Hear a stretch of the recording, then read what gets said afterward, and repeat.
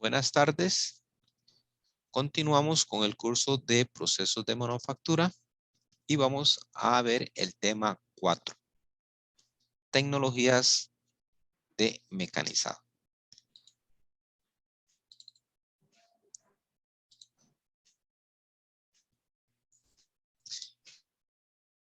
Vamos a explicar algunos conceptos básicos de lo que es la tecnología del mecanizado. Algún tipo de herramientas, máquinas, procesos que se pueden hacer, etcétera, etcétera.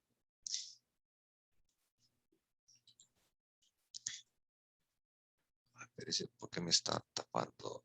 Ay, no sé dónde poner esto porque me tapa. Ok, y esto un poquito arriba. Ok, entonces, tenemos la tecnología de la manufactura. La tecnología de manufactura tiene como objetivo cubrir diferentes funciones dentro del sector industrial. Recuerden que el sector industrial no es solo aquel que hace piecitas, ¿verdad? Puede hacer componentes que después se arman en otra parte o inclusive pueden dar algún tipo de servicio. Pero entre lo más importante de la tecnología de la manufactura es cuando hablamos de la automatización y control de procesos, el diseño avanzado en computadora y la administración de procesos industriales.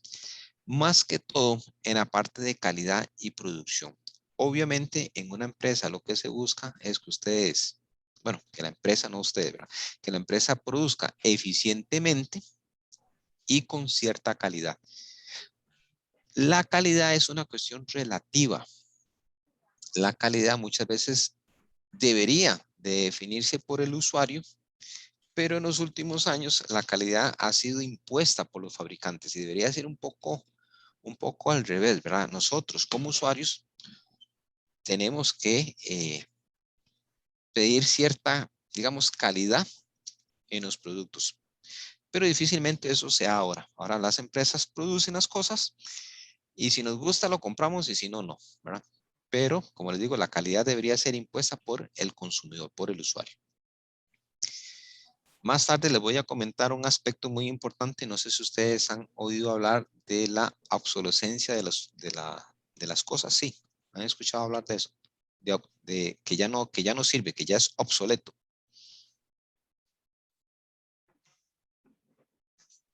Sí, porque le hacen Sí, como, profe, sí. como que eso está programado para ya dejar de funcionar cierto tiempo para que le sea como de beneficio a la empresa a la fábrica que lo produce. Sí, sí, exactamente. La obsolescencia programada precisamente trata eso. O sea, ya nos imponen un tipo de calidad en los productos. A mí en lo personal, y aunque esté grabando y se esté grabando esto, no me molesta decir, he tenido muy mala experiencia con las impresoras Epson. La primera que yo compré fue una belleza. La primera era sencilla, blanco y negro. Y he cambiado a las de color y a los de tanque, ecotanque. Oiga, no me duran un año, se me dañan. Entonces, ahí, tampoco va a estar gastando unos ciento y resto de pico de colones por cada vez que se le jode la impresora. Ellos programan para que los productos fallen, digamos, después de cierta cantidad de uso, después de cierto tiempo. Entonces, obligan al usuario a que compren otra vez, ¿verdad? Por ahí anda, ¿verdad? Pero no debería ser así. Bueno, después vamos a comentar un poquito esta parte de la obsolescencia programada. La tecnología es la herramienta que se usa. El objetivo es adaptarla a los sistemas de producción y manufactura. Ojo que cuando yo hablo de tecnología, no tiene que ser precisamente la última tecnología, ¿verdad? La más reciente, no, es simplemente adaptar una tecnología como herramienta, la que sea, pero yo la adapto. Pero, ¿qué es lo que se busca? Que, que ese uso de esa herramienta que yo tengo sea la más eficiente, ¿verdad? Entonces, puedo tener una tecnología donde meramente estoy utilizando puros robots, como puede ser que esté utilizando una tecnología donde utilice máquinas manuales. Entonces, vean los extremos que yo puedo tener, pero la tecnología precisamente es la herramienta que yo utilizo y adapto a un sistema de producción, pero tratando de lograr la máxima eficiencia en los procesos de fabricación. Obviamente, pues también hay que hablar un poquito ahí de calidad. La tecnología del mecanizado es un tipo de tecnología de procesamiento automático flexible. Ya cambiamos un poquito aquí, ¿verdad? No del proceso, sino del mecanizado. Entonces, ¿por qué flexible? Bueno, porque nosotros buscamos que la empresa pueda fabricar diversos tipos de cosas, no solo una cosa, ¿verdad? Normalmente cuando hablamos aquí ya de tecnología de procesamiento automático flexible, ya aquí estamos metiendo un concepto muy nuevo, ¿verdad? Que son las máquinas herramienta, pero controladas por una computadora. Entre paréntesis, ustedes pueden ver ahí NC, Numerical Control, o control numérico. Vamos a abreviarlo así, ¿verdad? Control numérico. El control numérico, precisamente, lo que me permite es controlar cierto tipo de tecnología, pero utilizando un software, utilizando una computadora. Este tipo de tecnología me da la capacidad de producir piezas de muy alta precisión, bastante complejas, pero no se recomienda para producción en masa, sino para una producción de lotes pequeños y medianos. Pero ojo, yo puedo tener un taller con un torno, con una fresa, ¿verdad? Etcétera. Los controlo con CNC, pero al utilizar un torno o una fresa puedo fabricar con ese tipo de tecnología una gran variedad de piezas. No sé si me entienden, ¿verdad? Cualquier cosa que ustedes vayan teniendo una duda, ¿verdad? Me dicen. Ok, ¿en qué nos ayuda el control numérico? Por lo menos los que ya han usado torno y ya han usado fresa, ustedes vieron que esos tornos y esa fresa tenían una pantallita digital. ¿Se acuerdan? Vamos a ver. Pregunta para los que usaron torno. ¿Cuáles eran los dos ejes que yo manejaba en un torno?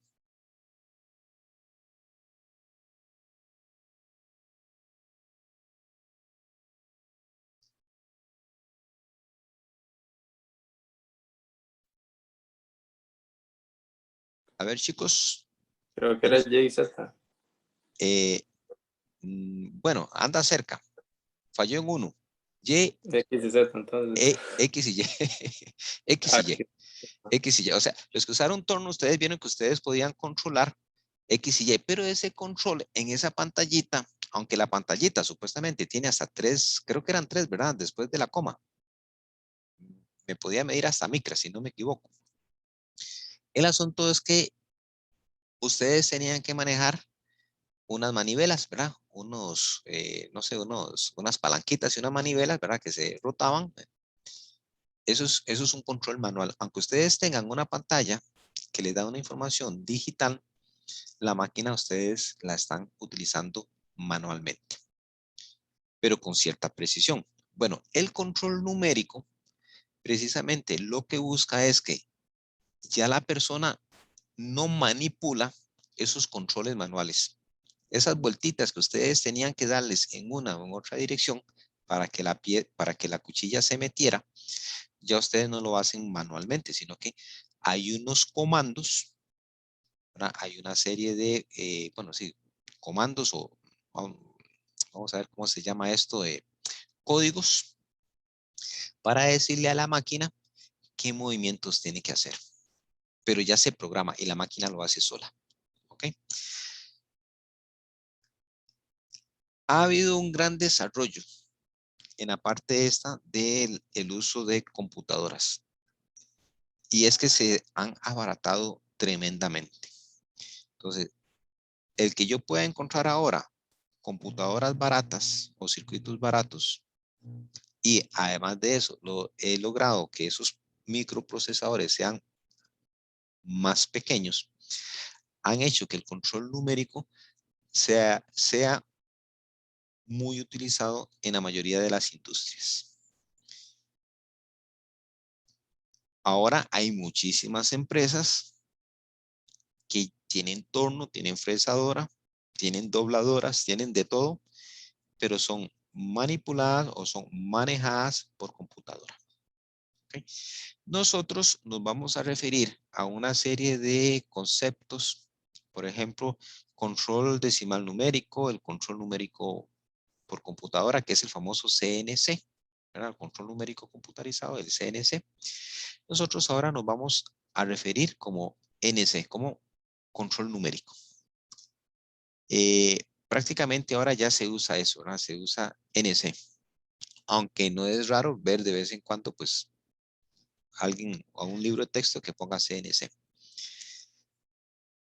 Pero cuando ustedes vean CNC o vean NC, ahí van a hacer la gran diferencia de un equipo manejado tradicionalmente por un operario a un equipo donde se le tuvo que decir a la máquina cuáles movimientos, cuáles comandos tengo que darle para que ella haga los movimientos. ¿Ok?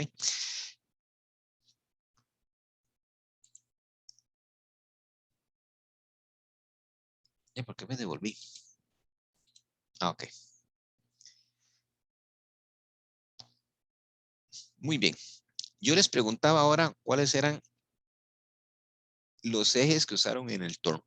¿Ok? Entonces en el torno usamos X y Y. Esos movimientos, nosotros tenemos que entender cómo funciona un torno para poder programar la pieza que vamos a trabajar. El movimiento de la cuchilla se va a dar por un desplazamiento en un sistema de coordenadas. El torno maneja X y maneja Y.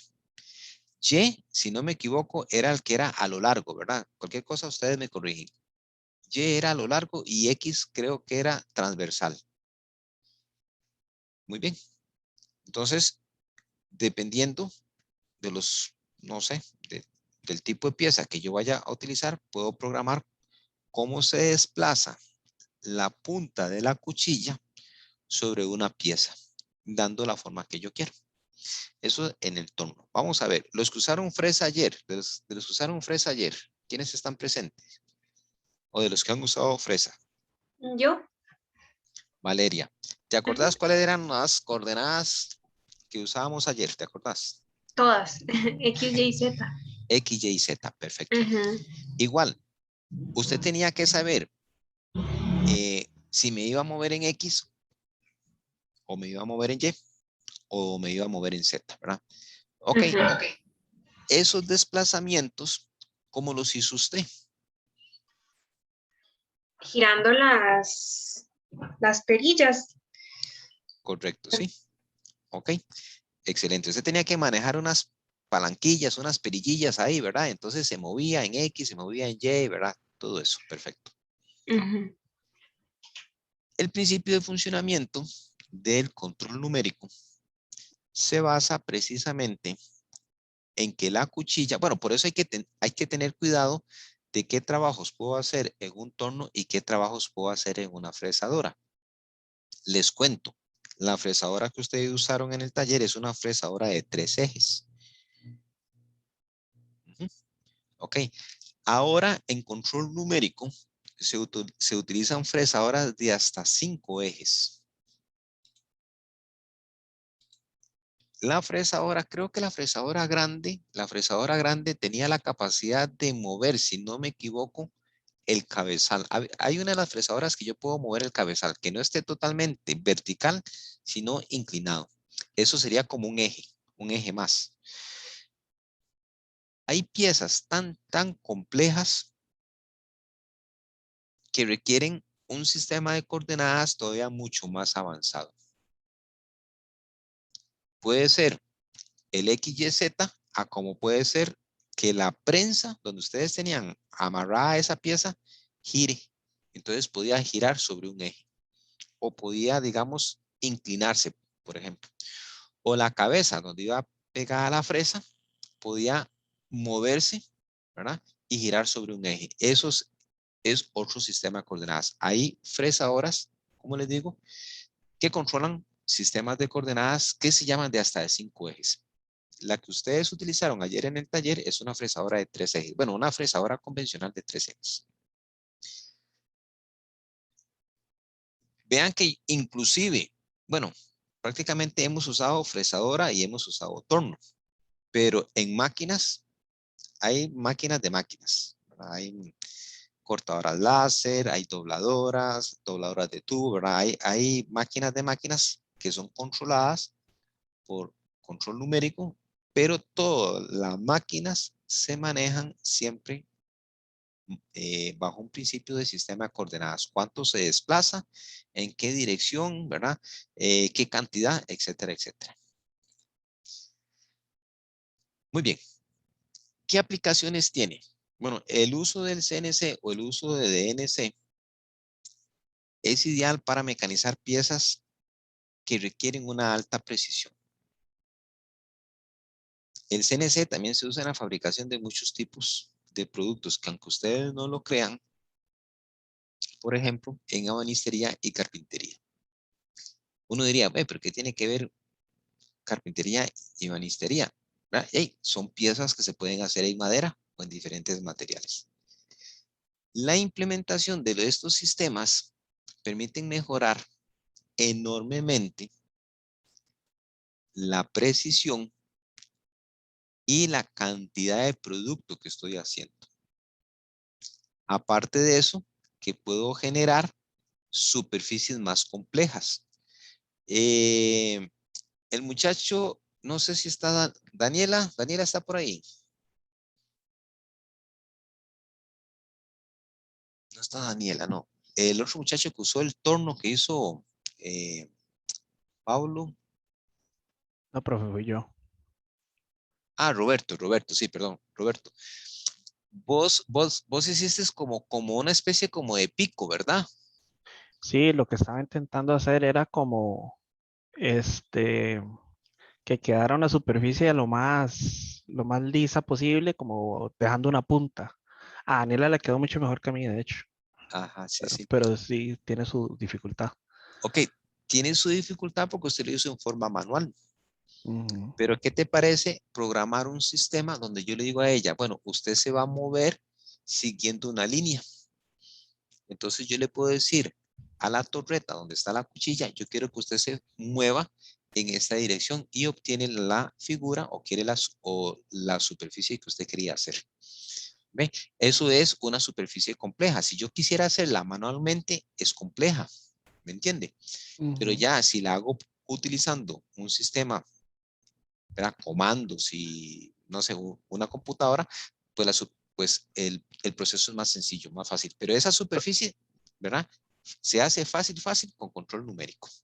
Profe, una pregunta. Ahí en el taller hay CNC Sí, correcto. y uno la puede usar y todo. Bueno, estamos en eso. La idea es que ustedes lleven cursos. Viera que no es tan complejo. Lo primero que se pide es que sepan usar un torno y una fresadora convencional. Eso es obviamente lo básico. Y después, torno y fresadora CNC.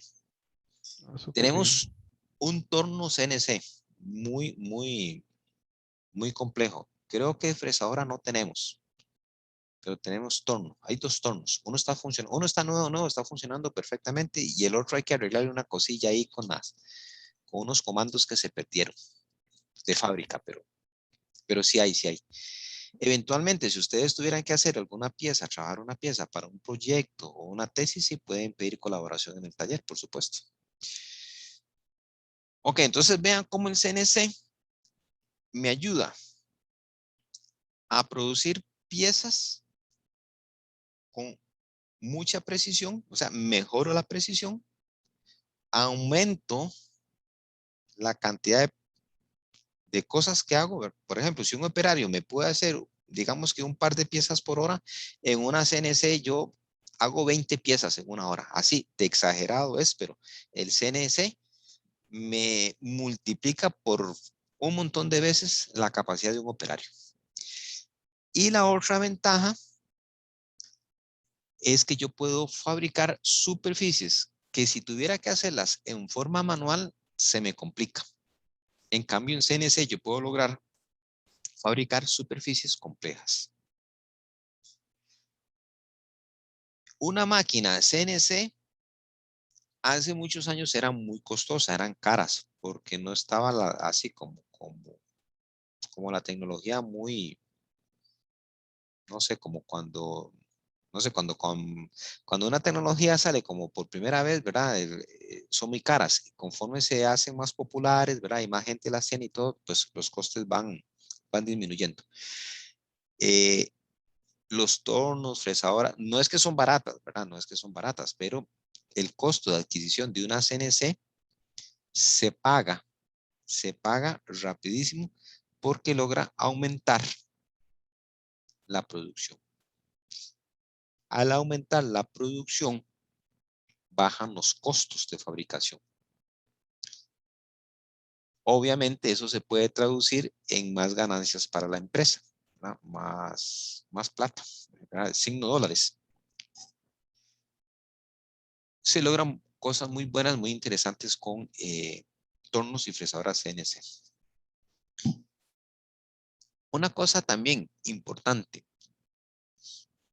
Las empresas que yo conozco que tienen tornos CNC, viera que muchas veces he notado que aunque tengan tornos y fresadoras CNC, también tienen tornos y fresadoras convencionales.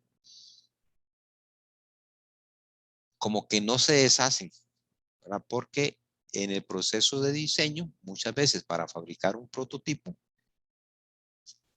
no se tiene claro cuáles son los pasos que hay que utilizar para usarse o para programarse y se le puede pedir ayuda a un técnico. Entonces, el técnico o el mecánico está produciendo la pieza, ¿verdad? Y entonces ahí se pueden ver cuáles son los pasos. Cuando ya se tiene la pieza y todo, pues se puede programar de una manera mucho más sencilla. Entonces, en la mayoría de los casos, las empresas pueden tener tornos y fresadoras CNC, pero por ahí también se guardan tornos y fresadoras convencionales. Ok. Vamos a ver ahora las operaciones o el tipo de herramientas que yo puedo utilizar. Por eso les decía que este tema me gustaría como verlo tal vez dentro de los primeros temas del curso. El maquinado es el más versátil y preciso de todos los procesos de manufactura que se puedan hacer. ¿Por qué? Porque me permiten fabricar muchos tipos de piezas con cierto grado de precisión. Digamos que yo tengo un operario que estuvo en un colegio técnico o estudió en el INA y con un torno y con una fresa yo puedo hacer muchas cosas, montones de cosas. Pero ¿qué pasa? Bueno, si yo tengo un torno o tengo una fresa, yo tengo que saber qué es lo que puedo hacer con esas máquinas. Y esas máquinas me permiten hacer una gran variedad de piezas. En contraste con la fundición, yo con la fundición puedo hacer un montón de piezas de formas y tamaños muy variados.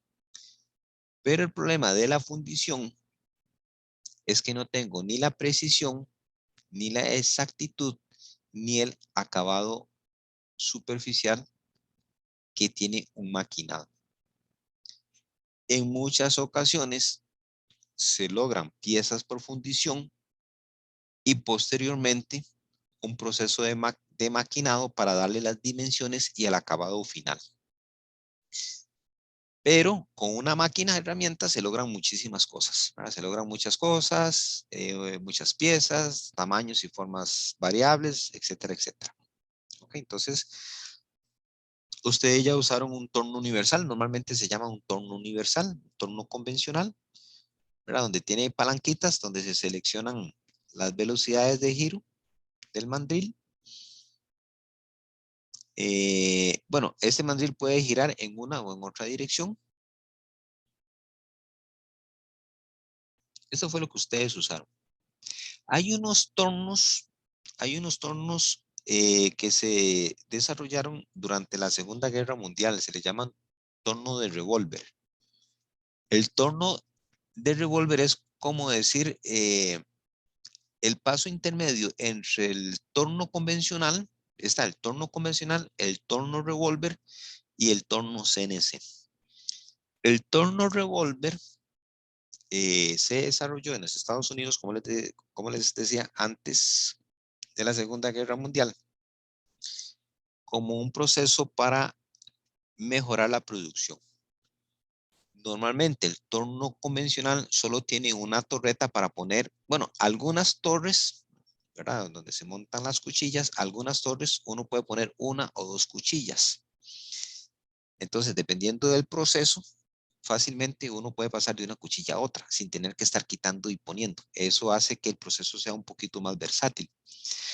El torno revólver me permitía colocar varias cuchillas. Ya no solo una ni dos, yo podía poner hasta 5 cuchillas. Eso hacía que el proceso fuera un poquito más fácil y más rápido. Claro, el poner la cuchilla, calibrarla, etcétera, etcétera, tiene su procedimiento, pero hace que el proceso sea mucho más efectivo. Bueno, aquí en Costa Rica yo casi no he visto tornos revólveres. Los he visto en colegios técnicos. En el INA no sé si tendrán torno revólver, pero sí lo he visto en uno que otro colegio técnico. Ya del torno revólver pasa al torno convencional. Perdón, del torno convencional, torno revólver y al torno CNC. El torno CNC controla varios tipos de cuchilla de una manera muy similar al torno revólver, pero obviamente todo controlado por computadora. Bueno, en este caso tenemos un torno, ¿ok? Y tenemos una fresadora. Hay que entender muy claro qué cosas puedo hacer, qué cosas se pueden lograr con una fresadora y qué cosas se pueden hacer con un torno. Hay algunos procesos, hay algunos acabados que se pueden lograr indistintamente con uno o con otro, ¿verdad? Pero hay que diferenciar. En el torno, la pieza o la matriz, o en algunos libros llaman el trabajo, la pieza que vamos a trabajar, está girando. Y nosotros arrimamos una cuchilla para que por medio de fricción arranque la viruta. Eso es en el torno. En la fresadora, más bien, bueno, mira, esta fresa no tiene la prensa. Bueno, en la fresadora tenemos una prensa que sujeta la pieza está quedita, no se mueve y la que gira es la cuchilla, ¿verdad? Pero yo logro diferentes tipos de trabajo con una o con otra. Muy bien. Para lograr esos tipos de trabajo en las operaciones de maquinado, yo tengo que conocer qué tipo de herramienta y cómo se clasifica, ¿verdad? Entonces, obviamente, hay veces que yo puedo, como les digo, hay veces que yo puedo poner un tipo de herramienta en un torno o en una fresa, ¿ok? Por ejemplo, las brocas yo las puedo poner, o sea, puedo poner una broca en un torno o puedo poner una broca en una fresa, ¿ok? Las máquinas me dan esa posibilidad, ¿ok? Pero yo tengo que saber que esas piezas que yo voy a trabajar puede ser que no esté girando en el caso de la fresa, ¿verdad? O la pieza que esté girando como en el torno. Entonces yo puedo clasificar una pieza maquinada como una pieza que giró o una pieza que no giró, ¿verdad? Entonces puedo clasificar una pieza en rotacional o no rotacional. ¿Qué características tienen? Bueno, ya ustedes vieron, las piezas maquinadas en forma rotacional, o sea, las que se usaron en el torno, obviamente van a tener una forma cilíndrica o de disco,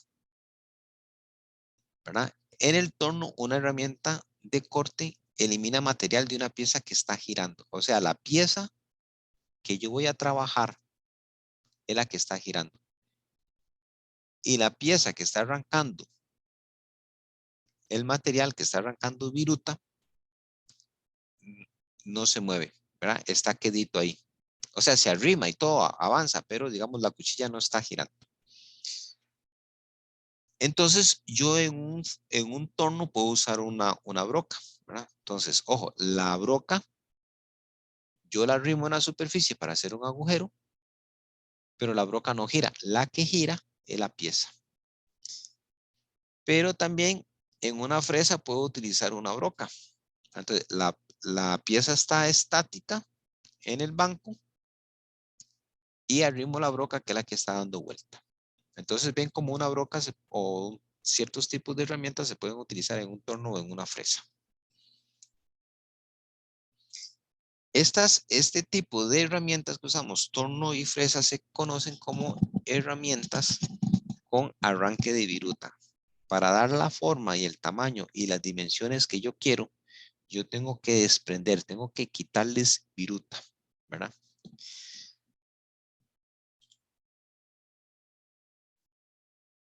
Ok.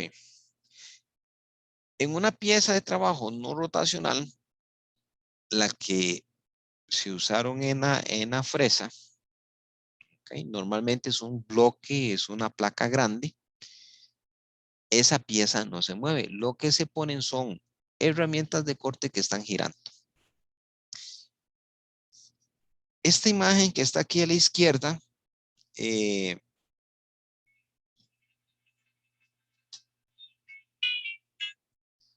esta imagen que está aquí a la izquierda son fresas. Okay, como decía el compañero Eduardo en la clase de ayer, estas fresas giran en un sentido. ¿Se acuerdan en qué sentido giraban las fresas? A ver si pusieron cuidado.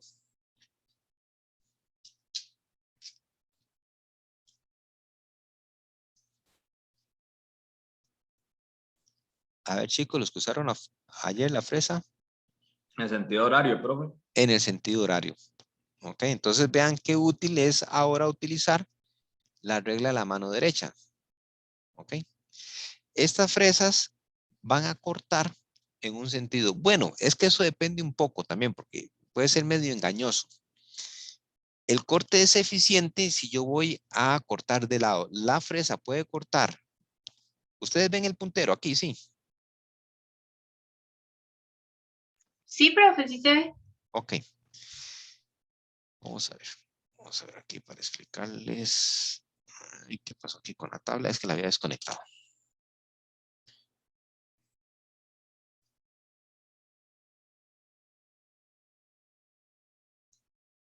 Ok, vean aquí la punta. Esa es la punta de la fresa. La punta de la fresa tiene en el fondo, por decirlo así, tiene 4 filos. ¿Lo ven? ¿Sí lo logran ver? Voy a poner en otro color. Sí se ve. Sí, sí se ve. Bueno, esto es un filo. ¿Verdad? Esto que estoy poniendo en azul un filo, por aquí hay otro filo, por aquí hay otro filo y por aquí hay otro filo. O sea, esto es una fresa de 4 filos. Esta parte de aquí en el fondo es plana. Entonces, la fresa puede ir rotando y puede ir puliendo y aplanando una superficie. Y al mismo tiempo, tiene filos en los costados. Todo esto es un filo. Entonces, viene aquí un filo aquí arriba y viene un filo aquí. Entonces, todo lo que toque este filo, él lo arranca. ¿Verdad? Aquí viene otro filo que va dando vueltas, ¿verdad? Y viene aquí otro filo. Entonces, es una broca de 4 filos. Perdón, una fresa de 4 filos. ¿Ve? Yo tengo tipos de fresas de fresas. Ahí pueden ser de 2, de 3, de 4 o de muchos filos. Esto es un tipo de fresa que se parece a una broca y prácticamente yo puedo hacer agujeros con una fresa. Yo puedo hacer eso. Como hay fresas, bueno, esto es una fresa de 4 filos, como hay fresas de múltiples filos. ¿Ven esta forma redondeada en la figura de la derecha? Esta es una fresa que se le pone una cuchilla acá, otra cuchilla acá. Se le pone, bueno, no sé cuántas cuchillas tiene esta. 3, 4, 5, 6, 7, 8, 9, 10, 11, 12, 13, 14. 14 cuchillas. O sea, esto es una fresadora que va dando vuelta y se va arrimando a la pieza y va arrancando. Entonces se le ponen un montón de cuchillas. Variedad de variedades, ¿verdad? O sea, yo en la fresadora puedo tener muchas variedades o muchos tipos de fresa.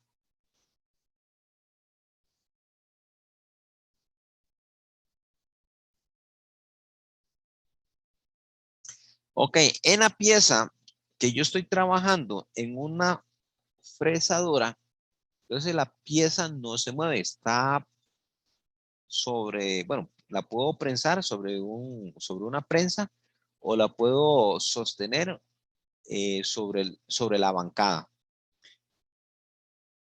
Pero la pieza no se mueve. Lo que se mueve son las cuchillas. ¿Ok? En este tipo de trabajos que yo realice, el clásico es el fresado.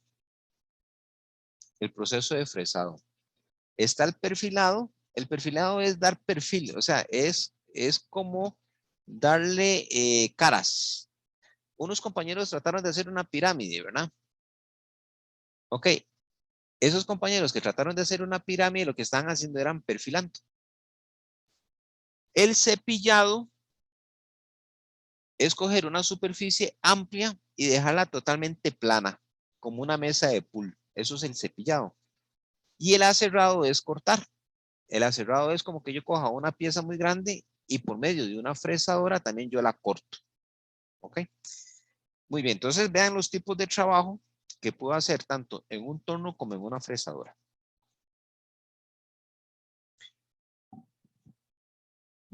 Muy bien, teniendo un poquito ya claro qué es lo que se puede hacer en una fresadora y en un torno, vamos a ver los tipos de movimiento y superficies que yo puedo generar. Vamos a empezar con el torno. En el torno yo puedo hacer muchos tipos de trabajo, pero recuerden que la pieza o la matriz o el trabajo, es que depende del tipo de texto que uno coja. Hay veces que uno dice, es que el trabajo tal y tal, y el trabajo, ¿verdad? No sé si fue una cuestión de traducción, pero el trabajo se refiere a la pieza que se está maquinando. Algunos libros también le llaman matriz, otros le llaman pieza, ¿verdad? Pero entonces ahí. Esta pieza, por ejemplo, esta gris, ustedes ven que tienen aquí una flechita curva, me da digamos, la idea de que la pieza está girando.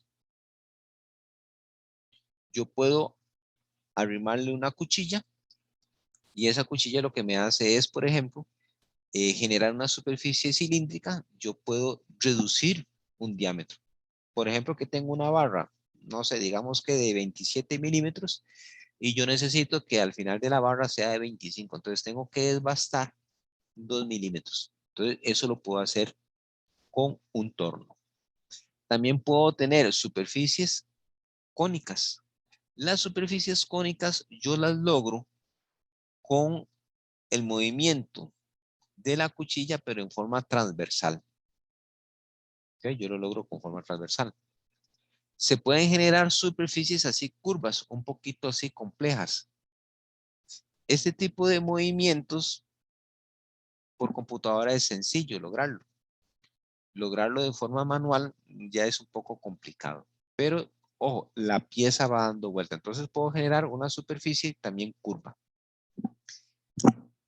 Y también puedo generar, por ejemplo, un tipo de rosca, un tipo de roscado. Dependiendo del tipo de roscado, pues así es la cuchilla. Normalmente, el tipo de rosca que usamos nosotros es una rosca que tiene un ángulo de 60 grados. Si uno midiera esta rosca, ¿verdad? Aquí, tendría 60 grados. Hay otro tipo de roscas, ya casi no se usa, el tipo de rosca Rockwell. El tipo de rosca Rockwell es con un ángulo de 55 grados, pero es un poco compleja ya esa. Si no es que se pide así específicamente bajo esas condiciones, cuando se pide una rosca, la rosca se hace de 60 grados. Bueno, eso es el tipo de acabados que yo puedo hacer en un torno. En una fresadora, ¿qué puedo hacer? Bueno, puedo cepillar. Yo puedo cepillar. Cepillar es, paso una fresadora grande, esto es una fresadora grande, que va girando en un sentido y ella va desbastando, va cortando material. Y me alisa una superficie. Yo puedo tener una superficie plana. Pero dependiendo de la posición de la fresa o de la pieza, yo puedo cepillar, ¿verdad? Las caras. 1, 2, 3 caras, las puedo cepillar. También puedo perfilar. Esto es perfilar. Perfilar es como cepillar una superficie y darle forma. Ok, entonces ya aquí estoy perfilando. Ve, ya que el tipo de fresa cambia y estoy perfilando y estoy cortando con los filos del costado de la fresa. Pero esta superficie yo la puedo lograr darle esa forma de esta manera. Dependiendo de la fresa, yo puedo lograr formas ya establecidas. Si ustedes se acuerdan, en la fresa, en la bancada, donde poníamos los tornillos, tenían una forma así como de T invertida. ¿Se acuerda que el profe Eduardo dijo que habían hecho unos tornillos ellos ahí, ¿verdad? Y que, bueno, esa forma de esos huecos por donde pasa el tornillo, tiene una forma así como de T invertida. Bueno, esto yo lo logro pasando una fresa que me da precisamente esa forma. Entonces, ve, yo primero hago este canal y después puedo desbastar internamente para lograr un canal de esta forma. Puede ser un canal así en T o también un canal con cierto ángulo que se conoce como cola de Milano. La cola de Milano es una forma como triangular, pero así de esta misma forma.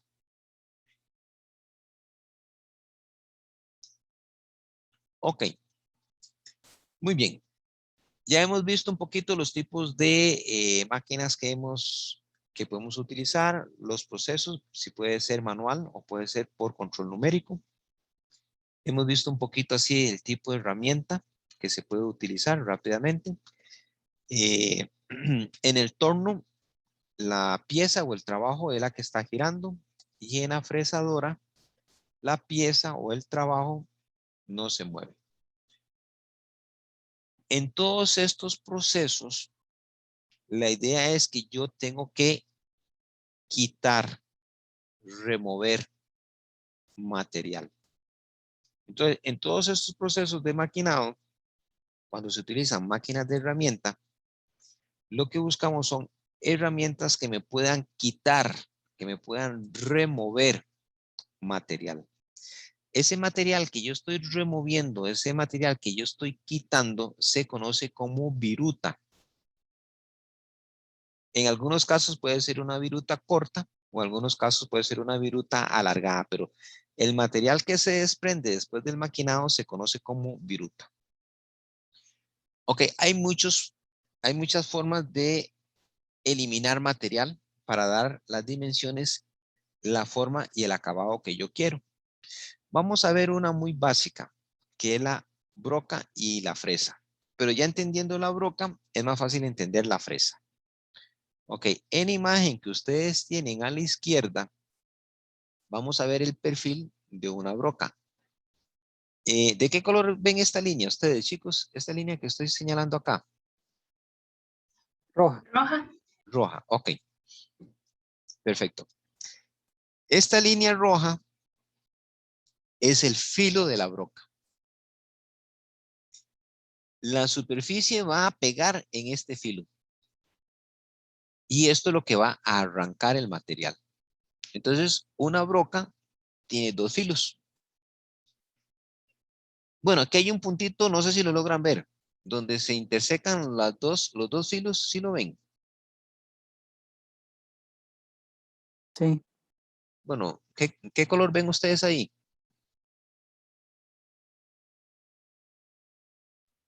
Verde. Verde. Ok, entonces vean qué interesante. Este filo que está aquí, que yo lo remarqué en rojo, es este mismo filo. Entonces vea que la broca, si ustedes la ven de un lado, ustedes deberían de ver estos dos filos. Estos dos filos, si la broca está afilada perfectamente, tienen que tener la misma longitud. Tiene un ángulo. Normalmente lo que se utiliza es un ángulo de 118. Este puntito que está acá es el centro de la broca.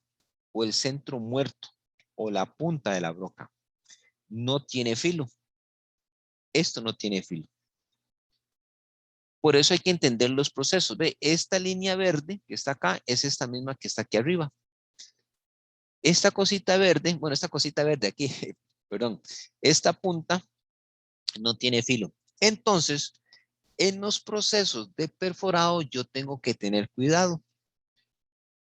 Normalmente, si yo quiero tener, vamos a ver, si yo quiero tener un hueco de ciertas dimensiones, digamos que yo quiero una perforación, no se recomienda hacer el hueco con una broca grande. Aunque yo tenga, vamos a ver, si yo tengo, ¿ustedes han usado brocas? Sí, chicos. ¿Alguno ha usado brocas de metal? Sí, Ok, ¿usted se acuerda del diámetro? ¿Cuánto tenía de diámetro esa broca?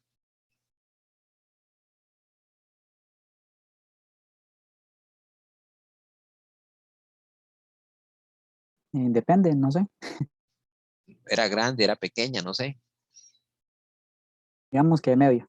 Media, media. Ok, entonces digamos media, digamos 20 milímetros. Pongamos 20 milímetros. Yo puedo tener una broca de 20 milímetros o puedo tener una broca grande. Ok, te digamos una broca de 20 milímetros. Ya 20 milímetros es bastante. Entonces, no se recomienda hacer el hueco de una vez con la broca de 20. Aunque yo tenga una broca de 20, yo no hago el hueco de una sola vez. Eso es conocer el proceso. ¿Por qué? Porque vean que, digamos que esta broca es de 20 milímetros.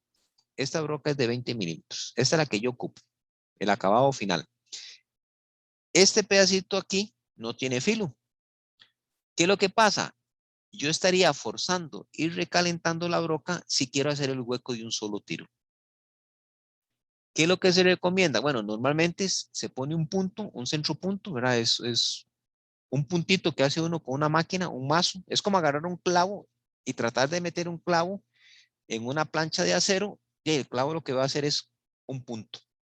Ok, con este punto, cuando yo ya tengo el centro del agujero, yo paso una broca delgadita. Una broca, yo paso una broca delgadita. Ok, paso una broquita delgadita, digamos, de 1 milímetro, por ejemplo. O puede ser un poquito más, 1 o 2 milímetros, ¿verdad? Yo paso una broca pequeñita. ¿Por qué? Porque si yo paso una broca de 1 o 2 milímetros, la punta es muy pequeñita. Entonces prácticamente puedo hacer un hueco pequeño, sin ningún problema, sin sobrecalentar mucho la broca. Entonces hago un huequito chiquitito, hago un huequito chiquitito. Después utilizo una broca un poco más grande de esos 2 milímetros, una broca, donde el centro, voy a ponerlo así, en verde, donde el centro sea un poquito más pequeño que el agujero que yo hice, para que los filos peguen precisamente sobre el borde. Entonces, los filos, llamamos aquí son los filos sí pegan sobre el agujero que ya se hizo. Entonces, me arranca de una manera más eficiente el material. Y después de que paso esta broca, ok, utilizo la broca grande, pero asegurándome que la punta, la partecita verde, sea más pequeña que el agujero que yo hice, para que los filos toquen el hueco, ¿verdad? Y me remuevan el material. Eso es conocer el proceso, ¿verdad? Eso es conocer el proceso. Recomendación, nunca utilizar una broca grande para hacer un agujero grande. El agujero grande se hace por etapas, se hace por pasos. Bueno, aquí lo importante es que yo removí, quité material. Okay, entonces yo lo puedo hacer con una broca, conociendo cuál es la ciencia de la broca, ¿verdad? Los filos, los ángulos y todo que tiene que tener la broca, o puedo utilizar fresas. Y en fresas hay tipos de tipos, hay formas de formas, hay fresas, bueno, de las formas que ustedes quieran, así hay fresas. Entonces, normalmente yo puedo utilizar brocas o puedo utilizar fresas o cuchillas, en el caso de un torno, para remover material, para remover viruta. Pero también hay otros procesos en el cual yo puedo remover material por medio de forma abrasiva. Discos, ¿verdad? Discos que están girando, están hechos de ciertos materiales abrasivos que al contacto con la superficie yo voy removiendo. No sé si alguno de ustedes ha usado una esmeriladora.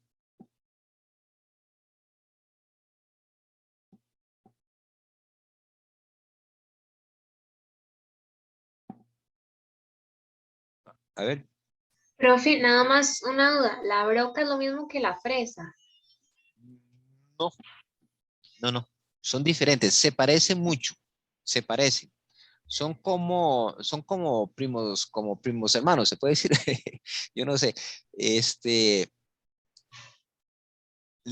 Se parece mucho, pero la función, bueno, aunque pueden hacer cosas muy similares, ¿verdad? Pero normalmente la fresa, en esta parte aquí arriba, voy a poner aquí en negro, esta parte aquí arriba es plana, ¿ok? Es plana. Ujú, Y si tiene ujú. estos filos, ¿verdad? La fresa tiene estos filos aquí, ¿verdad? Tiene estos filos aquí y tiene este otro.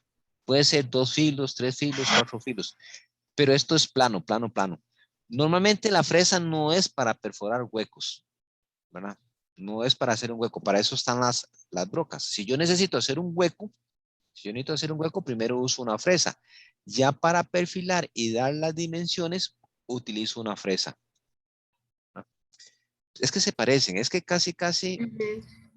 Sí, teniéndolas en pero mano. sí, Profe, Ajá, sí, dime. porque ayer yo estuve diciendo la broca y entonces ahora que se dice la fresa y la broca como por separado y de hecho sí, yo toqué la fresa ayer y tiene como, de hecho como un huequito en el centro y la pieza que hizo Roberto y José Pablo de hecho les quedó como con un piquito en el centro, digamos, donde ellos hicieron unos orificios Ajá, ajá, por el huequito que tiene en el centro de la fresa. correcto. Ese huequito que tiene la fresa en el centro es este que está aquí. Digo, este huequito aquí, ¿lo ven? Ese huequito que se le hace a la fresa, bueno, dependiendo de la fresa, ¿verdad? Porque no todas la tienen. Ese huequito se hace para que la viruta salga y quiebre. Pero sí deja marcado un centro, sí, eso es cierto. profe, Dígame, Roberto.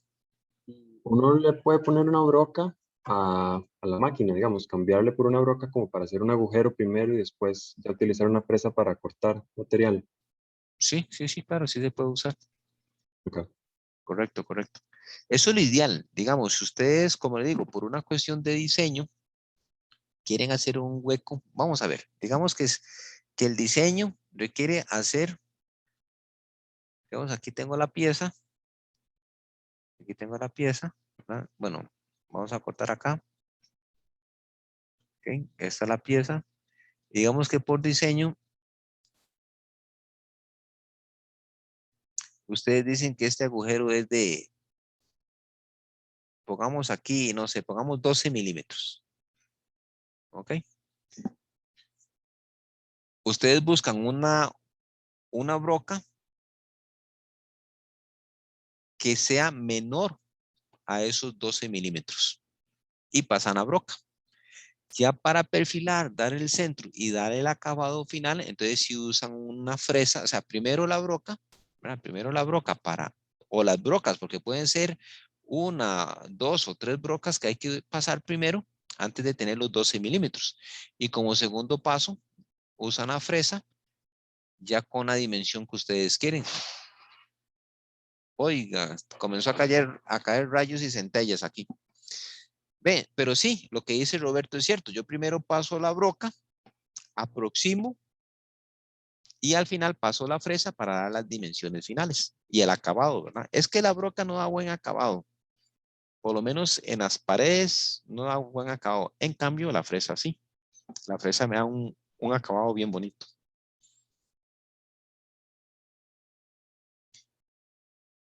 Bueno, entonces vean que yo puedo remover material utilizando brocas y utilizando fresas, pero también puedo utilizar materiales abrasivos, piedras abrasivos, discos abrasivos para remover partículas.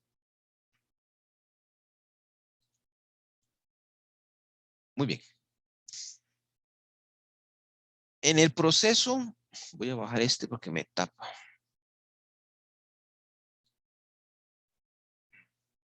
Siempre ponerlo porque este me tapa todo lado.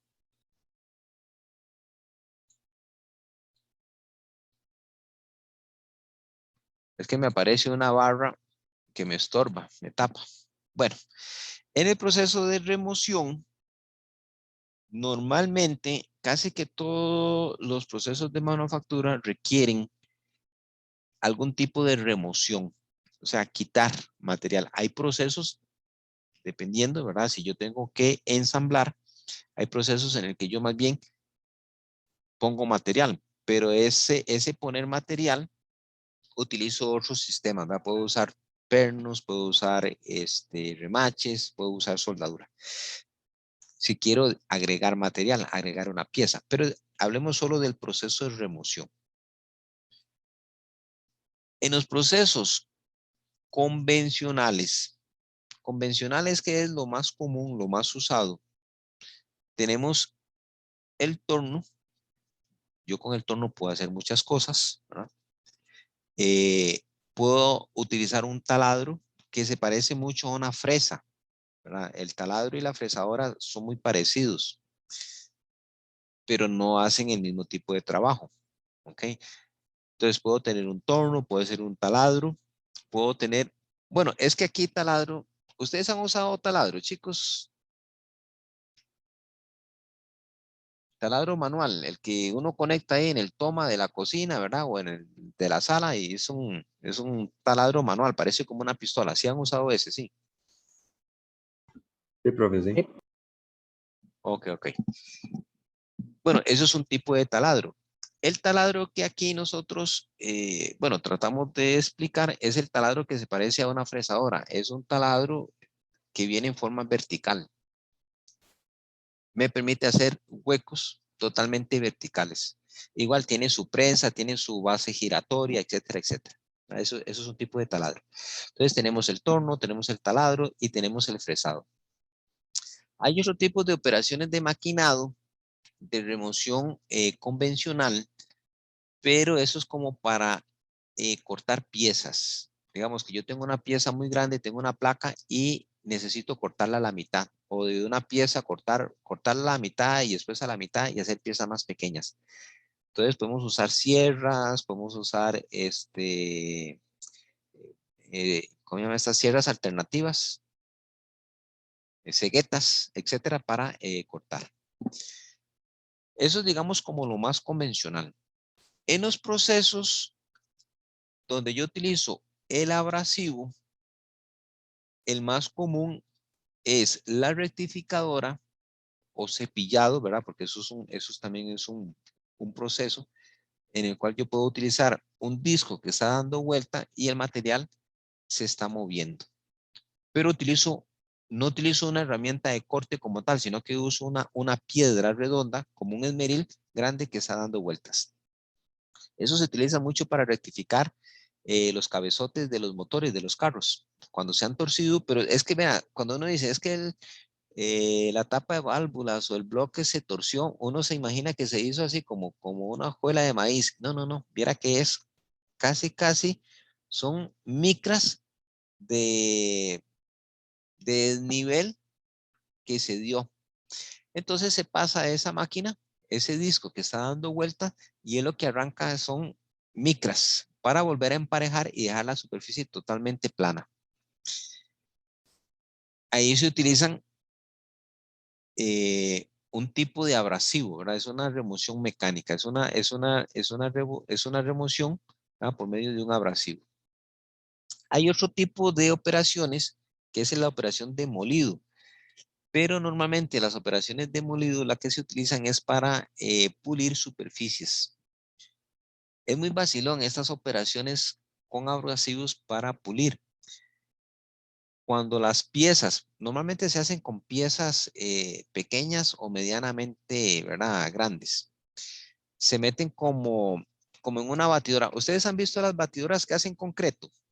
Que se ponen, no sé, en la calle y le echan arena, piedra y cemento y agua, que están haciendo concreto, están haciendo una casa. ¿Sí las han visto? Sí, de bueno, las, y, de las perdón. pequeñas. Sí, digamos una pequeñona. Normalmente esas batidoras las venden por capacidad de saco. Es muy vacilón porque usted dice, es una batidora de un saco, 2 sacos, 3 sacos. Pero no es que le cabe un saco, es que más o menos en una mezcla para una dureza de 210, ella aguanta un saco de cemento, ¿verdad? Piedra y arena. Entonces, cuando hay una batidora de 2, 3 sacos, es que usted le puede echar 3 sacos de cemento, ¿verdad? Y después viene la arena y la piedra. Pero aquí en Costa Rica es vacilón, las venden así. Batidoras de 1, 2 sacos, 3 sacos. Bueno, entonces imagínense que en las operaciones de molido, puede ser molido, puede ser pulido. Es muy interesante, se echan piecitas que yo quiero darle un acabado final, se meten como en una especie de batidora, así, de esas, que van con unas cerámicas, van con piecitas especiales, son unas cerámicas. Yo creo que yo por ahí tengo unas, cualquier cosa yo las voy a llevar para que ustedes las conozcan. Tienen unas formas muy particulares, muy bonitas. Se le echa agua y eso se comienza a dar vuelta. Se comienza a dar vuelta. No es una vuelta muy rápida, ¿verdad? Ella comienza a dar vuelta lentamente, pero se deja 1 hora, 2 horas, 3 horas. Y después se sacan las piezas que quería pulir, darles un acabado y quedan como un acabado espejo, ¿verdad? Quedan como un diamante, sumamente pulidas, sumamente limpias por un proceso abrasivo de molido. Es bastante interesante. Y después, ya otro tipo de remoción de material, un poquito ya más avanzado, que se conoce como un maquinado no convencional, porque no es tan común, como es la electroremoción de material. La electroremoción del material se puede dar por varios pasos. Puede ser un electrodo de cobre o un hilo de cobre que lleva una corriente eléctrica. Entonces, ese electrodo de cobre o ese hilo de cobre se pasa y lo que produce es un arco eléctrico que va removiendo material. Se llama electroerosionado. El electroerosionado deja acabados muy finos. Se utiliza mucho para hacer moldes, para dar acabados ya muy complejos en un molde de acero o un molde para hules. Se utiliza mucho el electroerosionador. Los procesos de energía térmica, que pueden ser sopletes, plasma, láser, ¿verdad? Es un proceso donde yo meto una energía calórica que produce mucho calor y me produce el proceso de corte. Entonces puede ser acetileno, puede ser corte por acetileno, puede ser corte con plasma, corte con láser. Y bueno, el maquinado químico, la verdad, yo no lo conozco.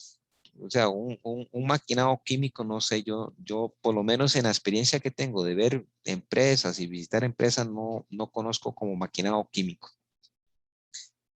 La verdad que no podría decirles cómo es, pero me imagino que es un químico que ponen y el químico no se remueve, quita, ¿verdad?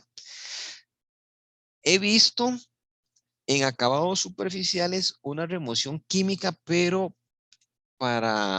vamos a ver, hay veces que yo quiero un acabado específico en un material.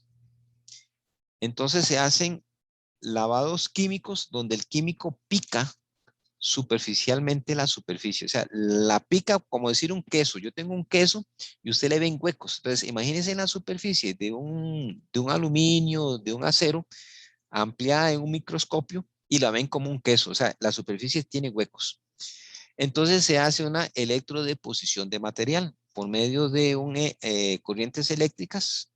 Se hace un depósito del material y el material se adhiere mucho mejor a la superficie cuando está picada. Entonces, ese es tal vez el proceso químico que yo conozco, principalmente para darles acabados en el aluminio. No sé si la vez pasada les mencioné a ustedes, por ejemplo, ahora se utiliza mucho, ya hace muchísimos años los marcos de las ventanas de las casas se hacían de madera.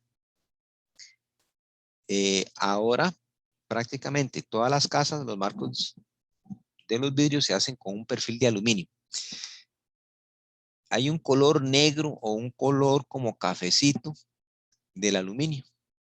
Eso es se llama anodizado. El anodizado es que se utiliza un tipo de óxido de aluminio, procesos químicos, que se adhieren a la superficie, pero se adhieren mucho mejor si esa superficie está picada. Entonces, eso puede ser un proceso de remoción químico, pero la verdad es que no estoy muy seguro. Bueno, ahí se los dejo.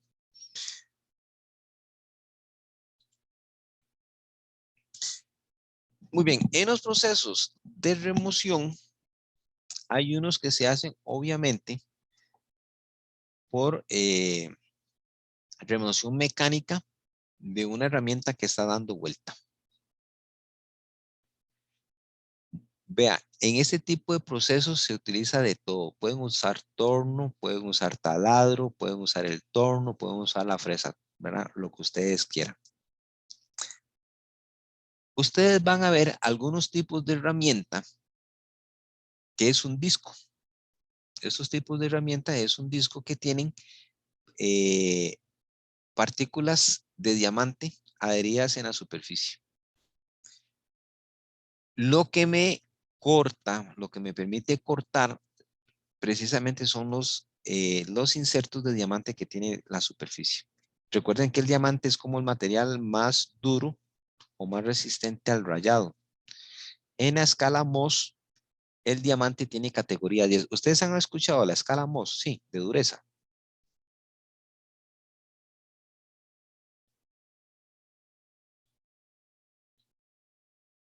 Sí, Chicos, profe. sí. ¿Saben qué dureza tiene el diamante?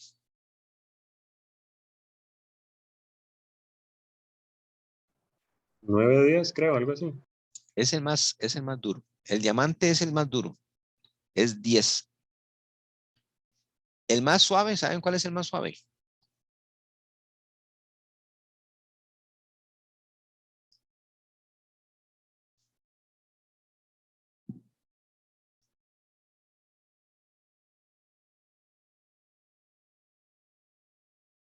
No. Bueno, en la escala Mohs, el material más suave es el yeso. Hay un mineral yeso muy vacilón, hay un mineral yeso. Cualquier cosa se meten a internet, se meten a San Google y ponen yeso mineral. Es como una piedrita. En algunos casos no es tan blanca como cuando uno conocía las tizas de yeso, cuando se escribían en las pizarras. Uno normalmente piensa que el yeso es así, ¿verdad? Bueno, puede tener esa forma, pero del yeso que hablamos es de un tipo de yeso mineral, es casi translúcido. Ustedes pueden buscarlo ahí en internet y eso lo raya cualquier cosa. O sea, el yeso lo raya cualquier cosa. Entonces, el yeso es, digamos, el material más suave para rayar y el diamante es el más duro. Conste, les hago una advertencia. La escala de Mohs lo que mide es la dureza al rayado. O sea, qué tan duro es el material para ser rayado. No qué tan duro es para soportar impactos. El diamante es muy duro al rayado, pero si ustedes tienen un diamante y le dan martillazos, probablemente lo quiebren, ¿verdad? Quiebran el diamante. O sea, ya lo convierten en polvo de diamante. Ok, estos materiales que tienen estos abrasivos aquí, es un tipo de diamante que se fabrica sintéticamente, no es para joyería.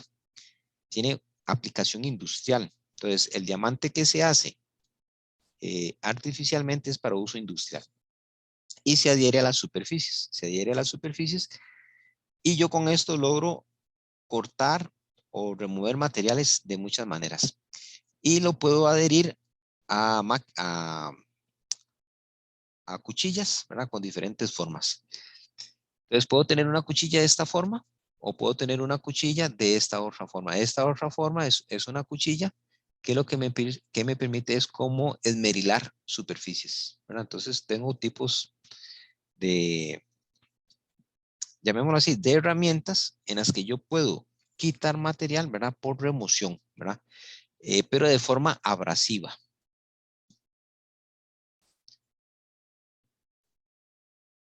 Muy bien, ya viendo un poquito los procesos que hemos visto, torno, fresa, ¿verdad? Los tipos de herramientas que tenemos. Vamos a ver los tipos de operación. Vamos a ver los básicos. Hay muchos, pero vamos a ver los más básicos. Y nos vamos a enfocar principalmente a el taladro, que es muy utilizado, al torno y a la fresa. Ok, el taladro utiliza una broca. Ok, el taladro utiliza una broca. La broca está dando vueltas y el trabajo o la pieza que vamos a trabajar o la matriz se sujeta, o sea, está fija. Y lo que hacemos es, la broca comienza a dar vuelta y hacemos un movimiento de avance hacia adentro. Okay. Recuerden que la broca va a cortar si gira en sentido positivo. Regla la mano derecha. Entonces la broca tiene que girar en el sentido positivo para que comience a remover, a generar viruta. Y vamos a generar agujeros. Vamos a hacer agujeros. Eso es el taladro. Eso es lo más típico. Y yo me imagino que muchos de ustedes, bueno, no sé si alguno no ha usado taladro, pero cualquier cosa. Profe, yo nunca he usado un taladro, no se preocupen, vamos al taller y les doy un taladro y los pongo a hacer huecos. ¿Ok? Torno. Ok, el torno, ya lo vimos, la pieza es la que gira, el trabajo, la pieza que vamos a trabajar es la que gira. Obviamente ese giro, pues puede ser lento, puede ser rápido. ¿Ok? Y vamos a obtener formas cilíndricas. Aquí lo importante en el torno son dos cosas. La pieza de trabajo es la que está girando y la cuchilla se desplaza sobre el eje Y o sobre el eje X para generar la superficie que yo quiero. Si yo quiero reducir el diámetro o quiero producir un diámetro, la cuchilla se tiene que mover paralelamente sobre el eje axial de la pieza para generar un diámetro. Si quiero reducir el diámetro, tengo que meterle corte. Entonces, ¿qué es el corte? El corte es la profundidad con que la cuchilla se mete sobre la pieza. Y después tengo el avance de la cuchilla. El avance de la cuchilla es qué tanto se mueve la cuchilla para quitar esa viruta. El avance, ustedes lo pueden definir, ¿verdad? Qué tanto avanza de, no sé, milímetros por minuto. Y la profundidad de corte, ustedes lo definen metiendo la cuchilla sobre la pieza. Normalmente, antes de comenzar a cortar, yo tengo que separar la cuchilla del trabajo. Yo tengo que separar la cuchilla de la pieza, porque si la punta de la cuchilla está pegada a la pieza y yo le doy profundidad de corte, puedo quebrar la cuchilla. Y en la pieza de trabajo probablemente le haga ahí, no sé, un daño, lo marque, ¿verdad? Las cuchillas son muy duras, son muy duras, soportan mucha temperatura, soportan mucha fricción, pero no soportan ni impactos ni compresión. Entonces hay que tener cuidado. El otro tipo de operación de maquinado que vemos es el fresado.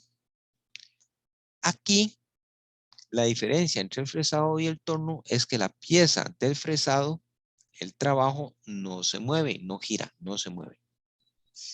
Y lo que está girando es la cuchilla que tiene varios filos. Hay una cuchilla, se llama fresa, es la que está girando. Bueno, aunque esto no es del todo cierto. Si ustedes se recuerdan un poco lo que dijo el profesor Eduardo Rojas, si yo quiero generar un engrane helicoidal,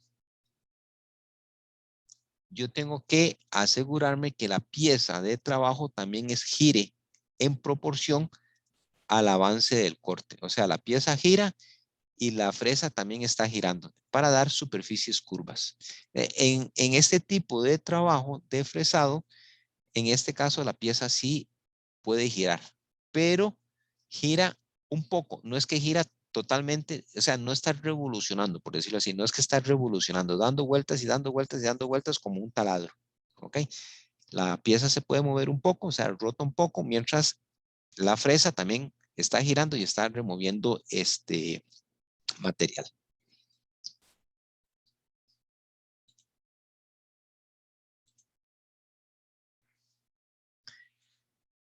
Las operaciones de maquinado se dividen en dos categorías. Vamos a ver lo que les decía, no sé, me parece que se los comenté a uno de los compañeros que estaba en el turno. No sé si esta vez o la vez pasada. Por ejemplo, vamos a hablar del desbaste. El desbaste es la remoción primaria o la remoción burda, áspera de material que yo quiero hacer. Aquí yo no me preocupo por la calidad del acabado de la pieza. Simplemente lo que yo quiero es desbastar. Quiero quitar material. Entonces, en un proceso de maquinado, tengo lo que se llama vulgarmente desbastar. Desbastar la superficie es quitar la superficie. Y después viene el acabado. El acabado, bueno, en el desbaste yo no doy las dimensiones finales a la pieza. O sea, por ejemplo, yo tengo una barra, digamos que tengo una barra de 30 milímetros. Y por A o por B esa barra tengo que reducirla a 20. O sea, tengo que remover 10 milímetros de material. Entonces hago un desbaste, por decirlo así, puedo hacer un desbaste hasta 9 milímetros. Entonces, esos 9 milímetros los quito y no me preocupo por el acabado. Ya cuando me aproximo a la dimensión que yo quiero, entonces ahí sí. Yo ahí doy profundidad de corte y avances lentos para que la superficie sea lo más pulida posible. Entonces ahí juego con eso, ¿verdad? Juego con esa parte. Entonces, importante, lo que es el desbaste, ¿verdad? En el primer paso que yo logro, puede ser con el torno, puede ser con la fresa y después el acabado final. Normalmente, por lo menos en CNC, el acabado se hace en dos pasos, ¿verdad? Se programa para que la dimensión final se logre en dos pasos, en uno o en dos pasos.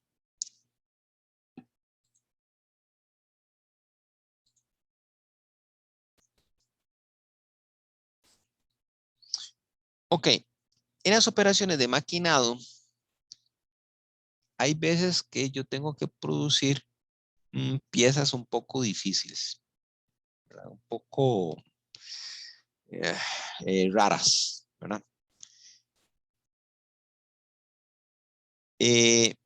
Vamos a ver, se llama el proceso de corte ortogonal. Ya el proceso de corte ortogonal, cuando digo que es una superficie rara, no, tal vez rara, la palabra correcta no es rara, compleja, llamémosla compleja. Ok, yo tengo, por ejemplo, en las turbinas, en las aletas de las turbinas, tienen unas superficies muy complejas. Entonces puedo utilizar un modelo de corte ortogonal. El modelo de corte ortogonal lo que busca es el movimiento de la cuchilla, pero en forma tridimensional. ¿Ok?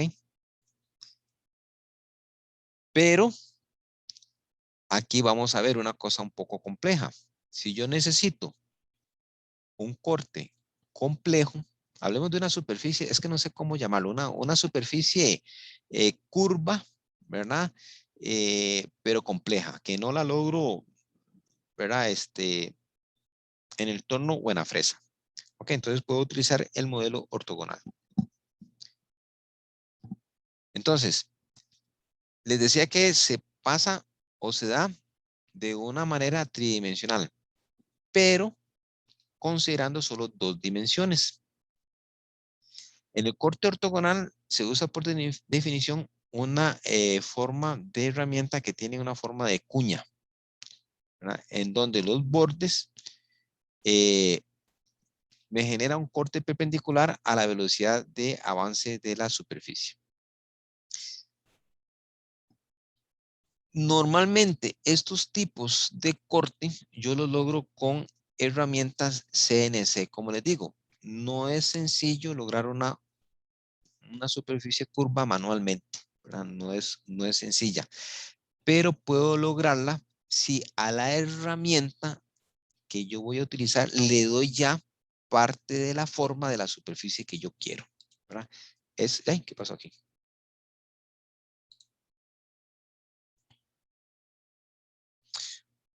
Ok. Yo no sé qué me pasó aquí, se me montó el... ¿Pueden ver aquí ustedes, chicos? Ay, no sé por qué. Vamos a devolverme un poquito.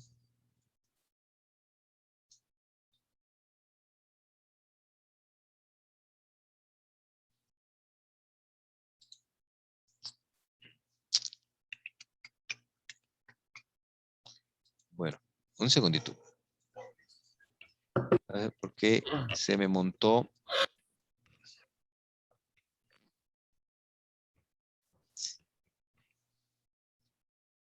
Ay, bueno, voy a parar acá un segundito, chicos. Voy a parar acá, voy a poner pause.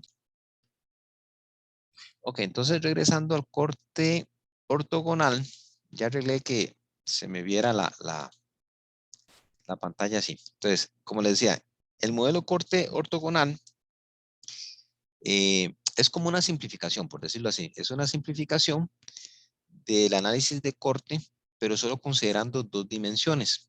En algunas ocasiones, generar superficies es un poco complejo. Superficies complejas es un poco complejo, ¿verdad?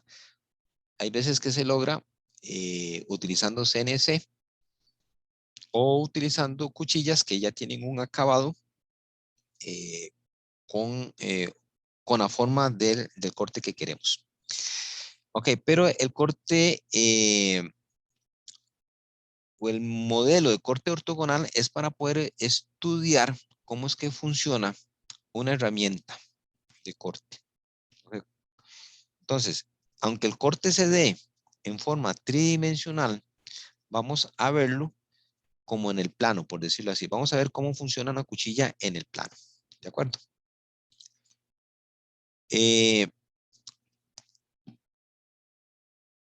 Nosotros en el taller tenemos torno, tenemos fresa y tenemos un cepillo. Cuando uno trabaja con un cepillo y ve esta parte, lo entiende un poquito mejor, porque la cuchilla pareciera que está trabajando en el cepillo y no tanto en el torno, por ejemplo. Pero es lo mismo, ¿verdad? Es prácticamente lo mismo. Ok. La idea aquí es que yo tengo que presionar la herramienta de corte. Yo la tengo que presionar sobre la superficie para que haya esa presión y haya una remoción del material. Normalmente, casi que toda esta parte se hace por experiencia, pero hay veces cuando se está haciendo una pieza nueva, no se tiene la experiencia ni el conocimiento de cómo es que se tiene que proceder para la remoción del material. Entonces, siempre es importante conocer los diferentes pasos, ¿verdad? Voy a hacer el desbastado o después voy a hacer el acabado final.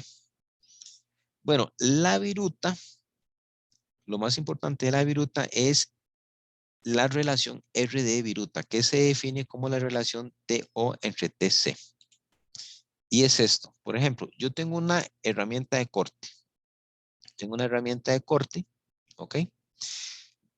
Por eso les decía, esto pareciera que es como el cepillo, pero también lo pueden ver como el torno, ¿verdad? Esto es como el cepillo y la herramienta se mueve de derecha a izquierda.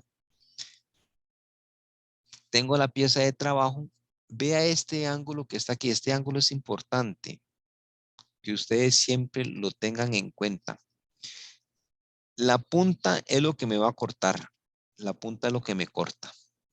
Entonces, este filo que está acá tiene que tener un ángulo con respecto a la horizontal de la pieza de trabajo, para que cuando yo vaya removiendo material, esta parte aquí se le conoce como el talón, para que el talón no pegue en la superficie del material o en la superficie de la pieza. Porque si el talón pega en la superficie de la pieza, lo que hacemos es que marcamos la pieza. no se da el acabado. Ok, entonces, aquí tenemos la profundidad de corte, el T sub 0. No, T sub 0. T sub 0 es la profundidad de corte, es la que nosotros ponemos, no sé, medio milímetro, 1 milímetro, etcétera, etcétera. Ok. Y el tamaño de la viruta. La viruta, normalmente, cuando yo la arranco, se incrementa en el tamaño. Hay un incremento en el tamaño. Entonces, lo más importante es conocer la relación de viruta para que el corte y el proceso sea lo más eficientemente posible. Ok, si nosotros utilizamos el corte ortogonal, nos permite obtener una relación importante entre el espesor de la viruta y el ángulo de inclinación y el ángulo de corte con respecto al plano que yo voy a cortar. Entonces voy a tener una relación muy importante. Ojo, el ángulo alfa es también, por decirlo así, es una forma de separar la superficie con respecto a la vertical. Esta superficie sí va a estar en contacto con el material. O sea, aunque vea que hay una inclinación, pero esta superficie va a estar en contacto con el material. Este ángulo es importante, no puede ser totalmente vertical ni puede ser totalmente acostado, porque si es muy acostado, entonces no hay suficiente área en la cuchilla. Entonces la cuchilla más bien se vuelve frágil. Esta viruta se está moviendo, se está desprendiendo y en esta parte siempre va a haber un roce entre la viruta y la cuchilla. Eso es inevitable, pero este roce aquí es lo que nos permite que la viruta salga desprendida. Normalmente ustedes van a ver que la viruta toma una forma curva, ¿verdad? Digamos, se arranca un colocho, ¿verdad? De viruta. Sí, es como una forma de colocho. ¿Ok? Y tenemos el ángulo zeta. Este ángulo zeta es, por decirlo así, el ángulo con que el material se va a ir desprendiendo. Bueno, esas relaciones matemáticas ahí se obtienen a partir del modelo de corte ortogonal, como una relación del análisis en el plano, de cómo funciona una cuchilla, ¿verdad? En el plano. No necesariamente siempre la viruta va a salir continua en forma de colocho. Eso depende del material. Eso depende muchísimo del material. En aluminio y en aceros dulces, aceros muy suaves, es muy común que se logre virutas, ¿verdad? Muy continuas. Roberto, usted que estuvo torneando ayer, ¿cómo eran las virutas que usted sacaba? Profe, dependía si yo ponía el torno en automático, si era automático era una viruta muy continua y si yo la hacía a mano como que se cortaban, salían pedacillos. Ok, pero usted logró virutas muy continuas, digamos, como un colocho. Ah, sí, sí, larguísimas hacían. Sí, sí, sí. Ok. Bueno, en ese caso, porque el avance era automático, ¿verdad? Entonces, pero se logra eso. Hay veces que nosotros estamos procesando materiales, por ejemplo, el bronce o materiales muy duros, que el material quiebra por sí solo. Entonces salen virutas en forma de placas, ¿verdad? Un poquito curvas, no necesariamente son placas rectas, ¿verdad? Pero se logra una remoción de viruta un poco, digamos, como laminada. Pero siempre tenemos que considerar el ángulo. Hay veces que esto se llama el ángulo de ataque también, ¿verdad? Entonces, este ángulo de ataque es muy importante, ¿verdad? Porque a mí lo que me interesa es que la viruta se me desprenda, salga, no se me pegue en la cuchilla. Y vean que aún así, la viruta siempre va a estar en contacto con la cuchilla. Y aquí va a haber un plano, ¿verdad? El talón, ¿verdad? Eso es como el talón, como les digo, el talón tiene que estar libre, tiene que estar sobre la superficie cortada. Porque si este talón está aquí abajo, entonces esta cuchilla corta aquí y el talón está tocando la superficie y más bien me la marca. Me hace un corte feo o me hace un acabado feo. Entonces, esas son cositas que ustedes tienen que tener cuidado a la hora de diseñar un corte en una superficie. Pero como les digo, esto normalmente se hace casi que a experiencia, ¿eh? Muchas veces a prueba y error. Puede ser que ustedes desarrollen un proceso de corte y se dan cuenta de que es muy lento, que es muy rápido. Entonces, cambiando un poco la velocidad, cambiando un poco la profundidad de corte, se logra mejorar los procesos de arranque de viruta. Bueno, en el torno, la velocidad de rotación con que la pieza está girando tiene que estar relacionada con la velocidad de corte requerida que yo le doy. Entonces, hay una relación ahí bastante interesante. Muchas veces, recuerden, bueno, muchas veces no, recuerden que hay un proceso en el cual yo logro un desbastado, o sea, arranco viruta, como dice uno, a lo loco, a lo bruto. No me interesa el acabado porque lo que necesito es desbastar, aproximarme al tamaño. Pero tampoco puede ser un corte muy profundo y un avance de corte muy rápido, porque puedo tener dos problemas. Puedo generar mucha vibración en la pieza que me provoca que se descentre, que pierda las dimensiones. La pieza por vibración se me puede desprender. Y si doy mucho avance, la cuchilla se me entierra en el material y termino quebrando la cuchilla. Entonces pueden darse esas condiciones. Ok. En el torno voy a considerar N como la velocidad de giro de rotación, V la velocidad de corte. V la velocidad de corte es, vamos a ver, qué tanto avanza por vuelta, por decirlo así. O sea, qué tanto avanza la cuchilla por vuelta. ¿Me entiende? Eso le va a dar un espesor. Entonces, eso es muchas veces lo que uno también regula en un corte. Muy bien. Entonces, en las operaciones de torneado, ustedes van a ver, voy a devolverme un toque. Esta parte es muy importante. Esta parte aquí ustedes la definen. Bueno, esto no es totalmente tan cierto en todos los tornos. Hay tornos que ya vienen, el tambor ya viene regulado así. Trabaja con diámetros. Hay tornos que no trabajan con diámetros. Pero muchas veces el torno, si yo digo yo avanzo aquí tanto, me estoy refiriendo al diámetro. ¿Ok? Entonces hay que tener cuidado solo en esta partecita. Pero si yo me refiero a una altura de corte o me refiero al diámetro final de la herramienta. ¿Por qué? Porque el diámetro final siempre va a ser el diámetro inicial menos 2 veces la profundidad de corte. ¿Ve? Entonces, eso sí es importante que ustedes los tengan ahí como una referencia. La velocidad de corte se tiene que dar, bueno, normalmente se da linealmente, milímetros por minuto. O sea, ¿cuántos milímetros estoy avanzando por minuto? Y el avance, como le decía, es las revoluciones. O sea, ¿qué tanto avanzo por una vuelta dada? ¿Okay? No sé si me entienden, ¿verdad? O sea, hay que tener cuidado de eso. O sea, ¿qué tanto? O sea, si la pieza dio una vuelta completa, ok, en una revolución, ¿cuánto avanzó? Esto es muy importante, esta parte, el avance, las revoluciones y los milímetros cuando uno está haciendo roscado. Eso es importantísimo. Entonces, en el roscado, esto hay que tenerlo bien, bien claro, porque si no, entonces le sale una rosca de ahí un poco rara, un poco complicada. Bueno, no nos vamos a detener mucho acá porque la verdad es que esto es muy técnico y la verdad que no lo estamos evaluando, pero sí es importante que ustedes sepan que por ahí existen todo esto.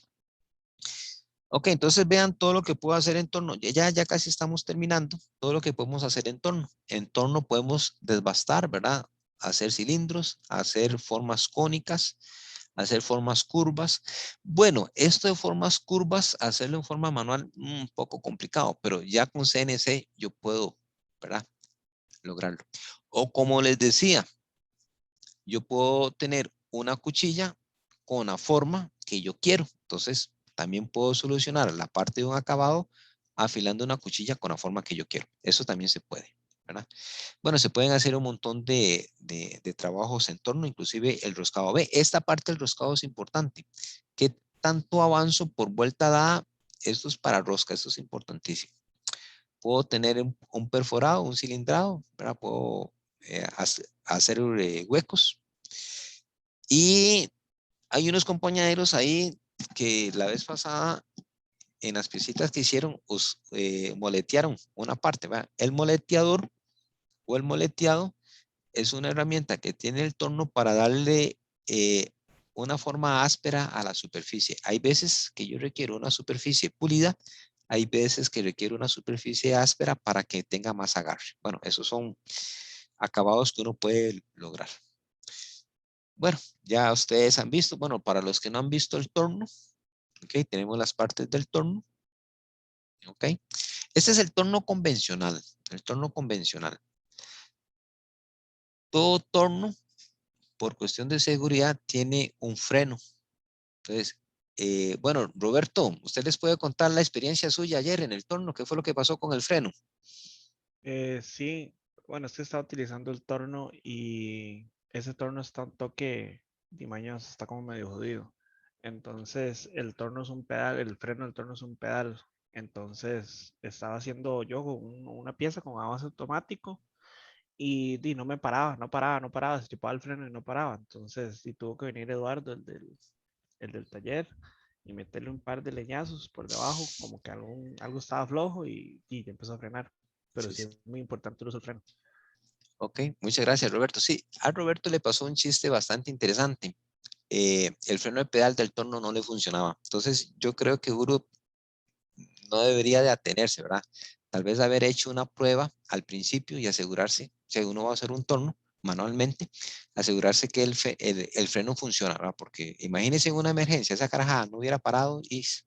¿verdad? Pero es una experiencia bonita, ya eso le queda a usted para el resto de la vida.